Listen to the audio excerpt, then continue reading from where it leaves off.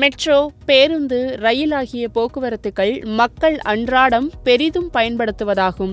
சென்னை விமான நிலையத்திலிருந்து கோயம்பேடு வழியாக சென்ட்ரல் ரயில் நிலையம் வரை ஒரு வழித்தடமும், பரங்கிமலையிலிருந்து கிண்டி வழியாக விம்கோ நகர் வழியாக மற்றொரு வழித்தடமும் மெட்ரோ சேவையானது இயக்கப்படுகின்றது. இதற்கு மக்கள் மத்தியில் நல்ல வரவேற்பு உள்ளது. கடந்த 2024ஆம் ஆண்டு மட்டும் 10 கோடி பேர் மெட்ரோவில் பயணித்துள்ளனர். தற்போது 2ஆம் கட்ட பணிகள் 3 வழித்தடங்களில் சென்னை மெட்ரோ பணிகள் நடைபெற்று வருகின்றது. அதன்படி கலங்கரை விளக்கத்திலிருந்து பூவிருந்தவல்லி புறவழிச்சாலை வரையிலும், சிறுசேரி சிப்காட்டிலிருந்து மாதவரம் வரையிலும், சோழிங்கநல்லூரிலிருந்து மாதாவரம் என 3 வழித்தடங்களில் 118.9 கிலோமீட்டர் நீளத்தில் 128 மெட்ரோ நிலையங்கள் அமைக்கப்படுவதற்கான பணிகள் நடைபெற்று வருகின்றது.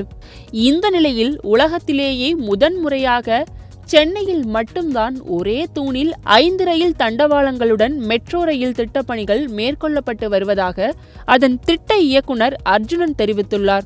இதில் கலங்கரை விளக்கத்திலிருந்து பூவிருந்தவல்லி புறவழிச்சாலை வழித்தடத்தில் குறுகிய பாதையான வடபழனி முதல் போரூர் வரை உள்ள 4 கிலோமீட்டர் தொலைவுக்கு ஒரே தூணில் 4 ரயில்கள் வந்து செல்லவும், ரயில்கள் இடமாற்றிக் கொள்ள ஒரு சின்ன லூப் லைனும் சேர்த்து 5 தண்டவாளங்கள் இரட்டை அடுக்குகளாக அமைக்கப்பட்டுள்ளது.